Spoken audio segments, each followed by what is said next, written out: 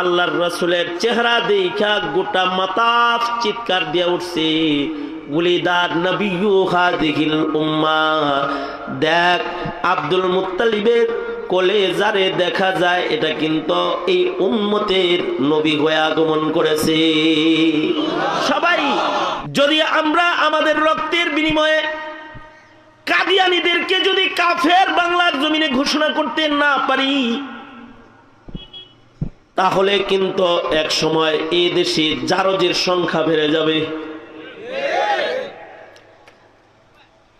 তার মানে হলো কাদিয়ানী বিষয়ে যাদের হৃদয়ে সংশয়ের জন্ম হয়ে যাবে আসলে কি মুসলমানই কিনা, এটা যদি কারোর ভেতরে আসে সাথে সাথে তার ঈমান নষ্ট হবে।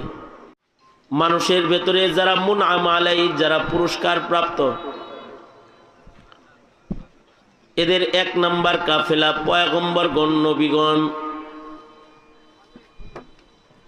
নবীদের ভেতরে শ্রেষ্ঠ নবী, শেষ নবী, বিশ্ব নবী,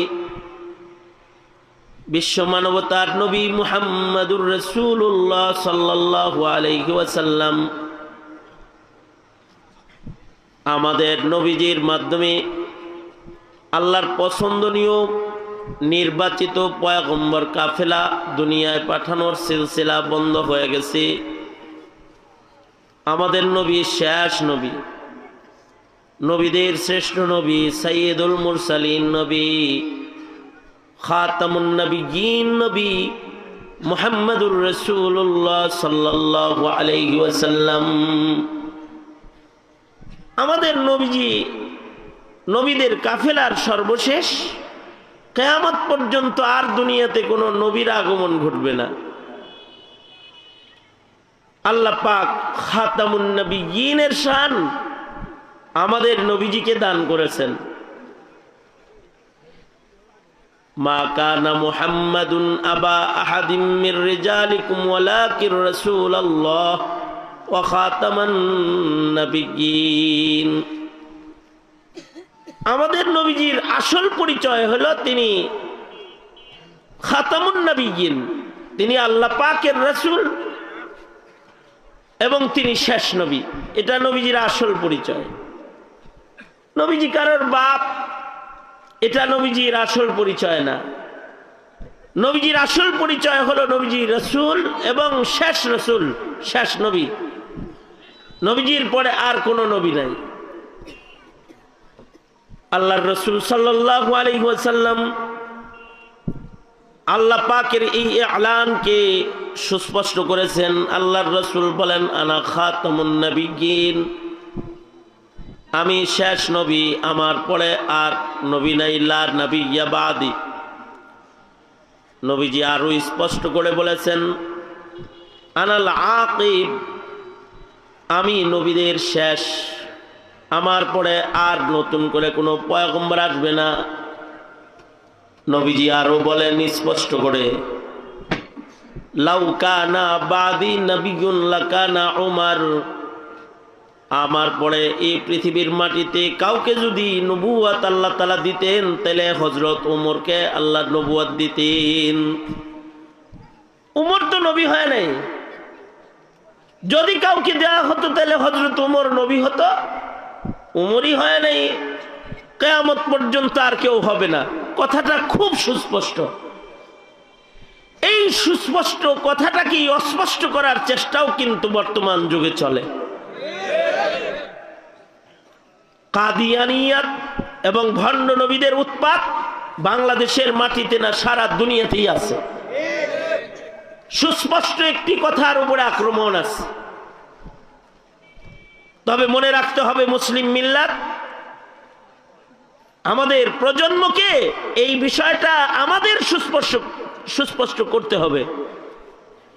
এক সময় স্কুল কলেজে পড়লেও বিষয়টা সুস্পষ্ট হইতো, কারণ স্কুল কলেজেও শেষ নবীর নবুয়তের বর্ণনা স্কুল কলেজের সিলেবাসের ভেতরেও মজুদ ছিল। ধর্ম শিক্ষা মোটামুটি জোরদার ছিল। এমন কিছু শিক্ষা ছিল যার মাধ্যমে স্কুলে পড়ার পরেও একজন মুসলমানের স্পষ্ট হইতো যে নবীজির পরে আর কোনো নবী নেই, কিন্তু সেই শিক্ষাগুলো সব তুলে দেওয়া হয়েছে। এক সময় শিক্ষা সিলেবাসে আল্লাহর রাসূল সম্পর্কে যথেষ্ট আকায়েদ শিক্ষা দেওয়া হতো। এখন গরু চিনানো হয়, নবী চিনানো হয় না। এখন সমকামিতা চিনানো হয়, নবী চিনানো হয় না। বিবর্তনবাদ শিক্ষা দেওয়া হয়, ইনসানিয়ত শিক্ষা দেওয়া হয় না এখন। কিন্তু আমাদের নবী শেষ নবী, নবী হওয়া সম্ভব না। আল্লাহ পাকের আর একটা পছন্দনীয় জামাত আছে, নবীদের পরে আল্লাহর পছন্দের জামাত হলো সাহাবায়ে কেরামের জামাত। সাহাবী হওয়াও সম্ভব না, নবী যেমন হওয়া সম্ভব না, সাহাবীও হওয়া সম্ভব না। সাহাবী কাকে বলা হয়? সাহাবী বলা হয় যারা ঈমানের সাথে শেষ নবীর জিয়ারত করেছেন, অর্থাৎ ঈমানের সাথে নবী আলাইহিস সালামের সাক্ষাৎ মুলাকাত পেয়েছেন এবং ঈমানের সাথে মৃত্যুবরণ করেছেন, এরা হলো সাহাবী। নবী যেমন দুনিয়াতে আর হবে না, এই পৃথিবীতে সাহাবীও আর হবে না। সাহাবী যারা আল্লাহর রাসূলকে সরাসরি দেখেছেন, নবীরা যেমন আল্লাহর পছন্দের, সাহাবীরাও আল্লাহর পছন্দের। তবে নবীদের ব্যাপারে আকীদা হলো নবীরা মাসুম, নবীরা আল্লাহর এত পছন্দের যে নবীদের জিন্দেগিতে কোনো গুনাহ নাই। আল্লাহ তাআলা নবীদেরকে মাসুমিয়ত দান করেছেন। কখনো নবীদের সামনে গুনাহ হাজির হয়ে গেলে আল্লাহ তাআলা নবীদেরকে কুদরতি কোলে করে পার করে দিয়েছেন, গুনার কাদা নবীদের গায়ে লাগতে দেয় নাই। পৃথিবীতে যত পয়গম্বর এসেছেন, এটা মুসলমানের আকীদা, সকল নবীরা মাসুম। বলেন নবীরা কি? আওয়াজ করে বলেন। নবীদের কোনো গুনাহ হয় নাই জীবনে। গুনাহ হবে কেমনে? নবীদেরকে আল্লাহ তাআলার জন্মসূত্রেই ফাহমে কামেল, আকলে কামেল, পূর্ণ আকল, পূর্ণ বুঝ সব আল্লাহ তাআলা জন্মের সাথে সাথে দিয়ে দিয়েছেন। কাউকে কাউকে তো জন্মের সাথে সাথে নবুয়তিও দিয়ে দিয়েছেন। এমনিতে আল্লাহ পাকের নিজাম হলো 40 বছর বয়সী নবুয়ত দেন, কিন্তু কিছু কিছু পয়গম্বরকে জন্মের সাথে সাথেই নবী দিছেন, নবুয়ত দিছেন, মানে জন্মসূত্রেই তাদেরকে নবুয়তি দিয়া জন্ম দিছেন। যেমন হযরত ঈসা আলাইহিস সালাতু ওয়াস সালাম বাচ্চা বয়সে নবুয়ত পাইছেন। হযরত ইয়াহইয়া আলাইহিস সালাতু ওয়াস সালাম বাচ্চা বয়সে নবুয়ত পাইছেন। অন্যান্য নবীরা বাচ্চা বয়সে নবুয়ত না পেলেও ওনারা যে নবী হবেন এটা জন্মের সাথে সাথে বোঝা গেছে। যেমন আমাদের নবী আলাইহিস সালাম জন্মের সাথে সাথে সবাই বুঝা ফেলাইছে যে এটা নবীর জন্ম হয়েছে।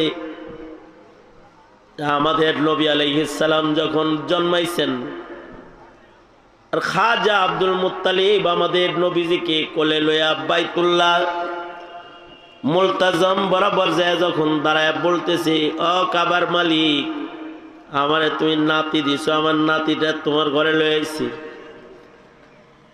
মাতাফে বাইতুল্লাহতে যারা তওয়াফ করতেছিল সবার তওয়াফ বন্ধ হয়ে গেছে।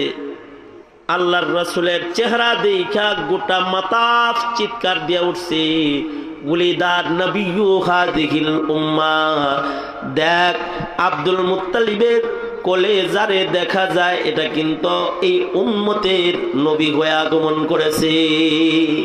সবাই চিৎকার করে বলে ফেলছে। নবীদেরকে আল্লাহ তাআলা জন্মের সাথে সাথে যে কামালগুলো দেন, এই কামালগুলো দিয়ে নবীরা বাচ্চা বয়সেই চিহ্নিত হয়ে যায় এরা নবী। মুসা আলাইহিস সালামও চিহ্নিত হয়ে গেছিল যে উনি নবী। ওই যে ফিরআউন হযরত আসিয়ার কাছ থেকে একদিন হযরত মুসা আলাইহিস সালামকে কোলে নিছে। সুন্দর তো দেখতে। নবীদের শান হলো নবীরা যার যার যুগের সেরা সুন্দর ছিলেন। নবীদের চেহারার ভিতরে আকর্ষণ, শ্রেষ্ঠ সৌন্দর্য। অর্থাৎ বাবা আদম তার যুগের শ্রেষ্ঠ সুন্দর, নূহ নবী তার যুগের শ্রেষ্ঠ সুন্দর, ইউসুফ নবী তার যুগের শ্রেষ্ঠ সুন্দর, হযরত জাকারিয়া, ইয়াহইয়া, ঈসা, মুসা, যত পয়গম্বর জমিনে আসছেন আলাইহিমুস সালাম, সকল নবীগণ যার যার যুগের সেরা সুন্দর। তো মুসা আলাইহিস সালাম তো সেরা সুন্দর। সুন্দর বাচ্চারা যখন খেলতে থাকে আর হাসতে থাকে তখন কোলে লইতে মনে চায়। তো ফিরআউনেরও মনটা চাইছে কোলে লইতো, কোলে লইছে। বাচ্চা কোলে লইলে আদর করতে মনে চায়। তো ফিরআউন চুমা দেওয়ার জন্য মুখটা আগাইছে। তাফসীরে আছে মুসা আলাইহিস সালাম চিনা ফলাইছে এ শয়তান মুখ দিয়ে নিজেরা নিজে খোদা কয়, ওর ঠোঁটের ছোঁয়া আমার মুখে লওয়া যাবে না। হযরত মুসা আলাইহিস সালাম বুঝা শুই না ধবাস করে একটা চপাটাঘাত লাগাইয়া দিছে। ফিরআউনের মুখ বরাবর একটা মারছে। ফিরআউন তো চিল্লায় উঠছে, হ্যাঁ আসিয়া দেখছো কি মারতে দিল আমারে? হ্যাঁ তুমি একটা শয়তান, তুমি মানুষ মারার ফান পাতো, এ আমার বাচ্চা তোমারে মারছে এটা বললা বাচ্চা মারার বুদ্ধি? হ্যাঁ ফাইজলামি করতে আর জায়গা পাও না তুমি? বাচ্চা কাউরে মারতে পারে? দেখো আমাদের চিন্না বুঝা মারছে, মানে হে বুঝাইতেছে আমি যে শয়তান কেউ চিনে না, ও চিনে আলাইছে। হযরত আসিয়া বলে না তুমি মিথ্যাচার করছো। না আমি সত্য বলছি, ওর আকল আছে, তো আকল পরীক্ষা করো। ওই হযরত মুসা আলাইহিস সালামের আকল পরীক্ষা করতে গেছে, আগুন আর স্বর্ণ সামনে রেখে ছেড়ে দিছে। উনি বুদ্ধিমানের মতো একেবারে স্বর্ণের দিকেই যাইতেছে। আল্লাহ তাআলা জিবরাইলকে বললেন হাত ঘুরাও, এত বুদ্ধি দেখাইলে এখন গলা যাইব। এই হাত ঘুরায় দিলে আগুনে হাত দিছেন, কয়লা মুখে দিছেন, হাত পুড়ে গেছে, মুখ পুড়ে গেছে, তুতলা হয়ে গেছে। তো নবীরা বাচমানে আকলমন্দ। নবীদেরকে দেখলে বোঝা যেত এরা নবী। দুনিয়াতে আর নবী হবে না কেউ, শেষ নবী আমার নবী। ওনাকে দেখাও সবাই বলে উলিদা নবী হাদিহিল উম্মাহ। সুতরাং একটা বিষয় সবাইকে নিজের নসলকে শিক্ষা দিতে হবে, সাবধান। কখনো যদি আমার নবীর পরে কেউ নবুয়তের দাবি করে তাহলে বুঝবি এটা কাট্টা কাফের। জোরে আওয়াজ করে বলেন ঠিক না বা ঠিক জোরে বলেন। কারণ আমার নবীর পরে আর নবী আছে? নবীর পরে আর নবী? জোরে বলেন নবী। নবীর পরে, নবীর পরে, নবীর পরে কেউ যদি নবীর পরে নবুয়তের দাবি করে সে কি মুসলমান না কাফের হয়ে যায়? এই কারণেই কাদিয়ানীরা কি? জোরে আওয়াজ করে বলেন কাদিয়ানীরা কি? আরো জোরে আওয়াজ করে আল্লাহ খুশি হইব। জোরে বলেন কাদিয়ানীরা কি মুসলমান না কাফের? কাদিয়ানীরা যে কাফের এটা আমাদের মুসলমানরাও অনেকে জানে না। সরকারি বড় অফিসার, বড় কর্মকর্তা আমাদেরকে জিজ্ঞেস, আচ্ছা হুজুর কাদিয়ানীর কি আসলেই কাফের? হায় হায় হায়, এরকম বিসিএস ক্যাডার রে মুসলমানের দেশের চাকরি দিল ক্যাডারে। কাদিয়ানি যে কাফের এটা সে জানে না। অথচ কাদিয়ানিকে যে কাফের বলে না সেও কাফের হয়ে যায়। এটা শেখুল ইসলাম রহমতুল্লাহ আলাইহির সর্বশেষ ফতোয়া। কাদিয়ানিকে যে কাফের বলবে না সেও কাফের। এ কারণেই আমরা বারবার এই যে উবাইদুল হক রহমতুল্লাহ আলাইহি সংসদে খতমে নবুয়তের কথা বলেছেন, মুফতি আমিনী রহমতুল্লাহ আলাইহি সংসদে খতমে নবুয়তের কথা বলেছেন, যে সকল আলেমরাই পার্লামেন্টে দাঁড়িয়েছেন তারা খতমে নবুয়তের কথা বলেছেন। কেন? কাদিয়ানি কাফের। মুসলমানরা যদি তাকে কাফের মনে না করে তাও ইমানের খাতরা, ইমান নষ্ট হয়ে যাবে। রাষ্ট্রীয় কায়দায় কাদিয়ানীদেরকে বাংলাদেশের মাটিতে কাফের ঘোষণা হওয়া দরকার। কেন? কি কি কারণে দরকার? এ কারণে দরকার যে যদি 90% মুসলমান মিলে নবীর খাতমে নবুয়ত রক্ষা করতে না পারি তো দল রক্ষা করে কি হবে, নেতা রক্ষা করে কি হবে, নবীর ইজ্জত যদি রক্ষা না হয়।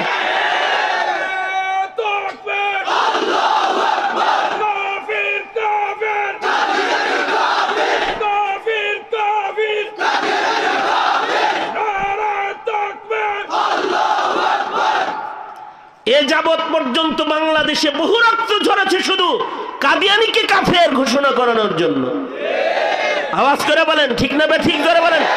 শাপলার রক্ত, পঞ্চগড়ের রক্ত, ভোলার রক্ত, সিলেটের রক্ত, ব্রাহ্মণবাড়িয়ার রক্ত, খাতমে নবুয়ত রক্ষার রক্ত এগুলো, খাতমে নবুয়ত রক্ষার রক্ত এগুলো।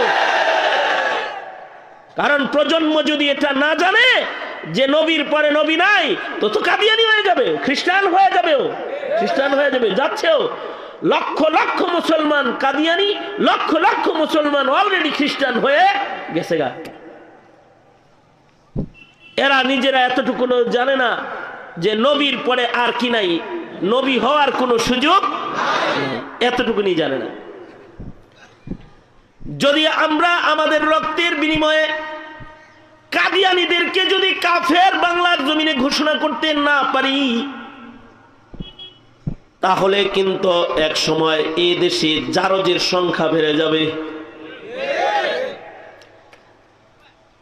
তার মানে হলো কাদিয়ানী বিষয়ে যাদের হৃদয়ে সংশয়ের জন্ম হয়ে যাবে আসলে কি মুসলমানই কিনা, এইটা যদি কারোর ভেতরে আসে সাথে সাথে তার ঈমান নষ্ট হবে।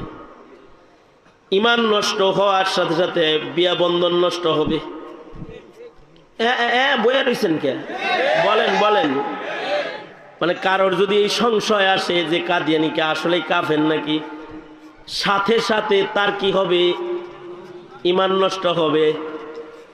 ঈমান নষ্ট হয়ে গেলে পরে বিয়া থাকবো না যাইব। যদি স্বামীর সংশয় হয় অথবা বিবির সংশয় হয় তাহলে বিয়ে বন্ধন নষ্ট হয়ে যাবে। কারণ এদের সংশয় আসার সাথে সাথে ঈমান বাদ হয়ে যাবে।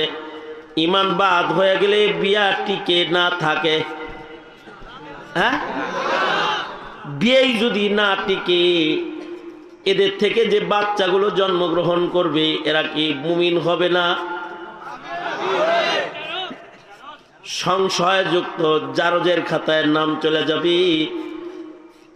পরিচয়টা কি বাপের নিসবতে লইব না মান নিসবতে লইব, কাদিয়ানির নিসবতে লইব নাকি মুসলমানের নিসবতে লইব, এটা প্যাসপোস লেগে যাবে।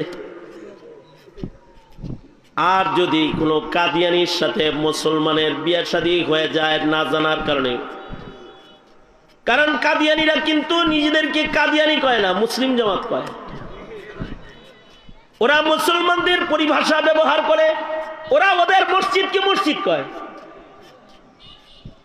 ওরা আজান পরিভাষা ব্যবহার করে, কোরআন পরিভাষা ব্যবহার করে, ইসলাম পরিভাষা মুসলিম পরিভাষা ওরা ব্যবহার করে। ওদের পাসপোর্টের ভিতরে ভোটার আইডিতে লেখা রাষ্ট্রধর্ম ওদের ইসলাম।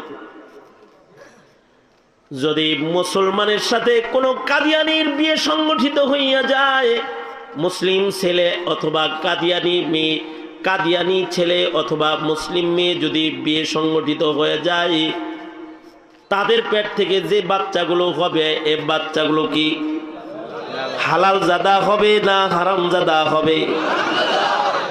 কাদিয়ানিকে অমুসলিম ঘোষণা যদি করাইতে না পারি তাহলে দেশে জারজের সংখ্যা বেড়ে যাবে।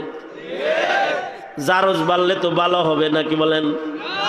কথা বলেন না কেন? জোরে আওয়াজ করে বলেন না কেন?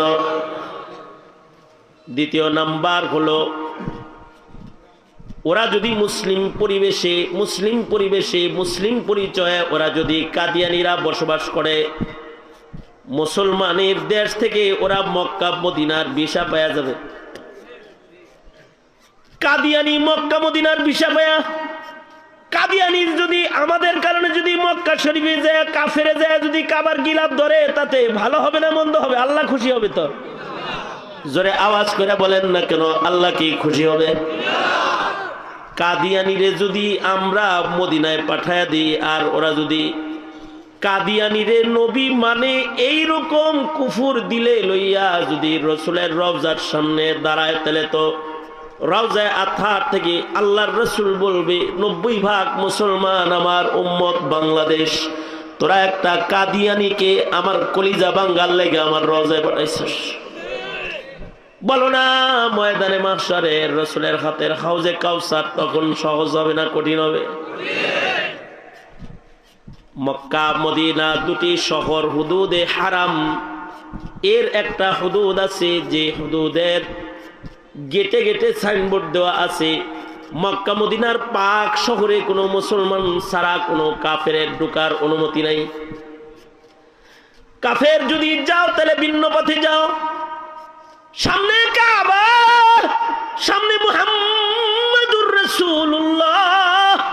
সুতরাং এই দুই শহরে ঢুকলে ঈমান লাগবে, ঈমান। আল্লাহু আকবার জোরে বলেন, আরো জোরে আওয়াজ করে চিৎকার করে বলেন আল্লাহু আকবার জোরে বলেন। কারণ সামনে আছে কাবা, বাইতুল্লাহ। এই বাইতুল্লাহর হুদুদের ভেতরে ঢুকতে লাগবে ঈমান। মদিনা শরীফে হুদুদে হারামের গেটের ভেতরে সাইনবোর্ড লাগানো আছে, সামনে আছে মুহাম্মাদুর রাসূলুল্লাহ সাল্লাল্লাহু আলাইহি ওয়াসাল্লাম। ঢুকতে হইলে লাগবে হৃদয়ের ভেতরে ঈমান। আমরা যদি কাদিয়ানিকে কাফের ঘোষণা করাইতে না পারি, তাইলে কিন্তু কাদিয়ানিরা ভিসা লইয়া রাসূলের রওজায় ঢুকে পড়বে, কাবায় ঢুকে পড়বে। মনে রাখবে এহে জাতি, এর হিসাব কিন্তু আদালতে কিবরিয়াতে তোমাকে আমাকে সকলকে দিতে হবে।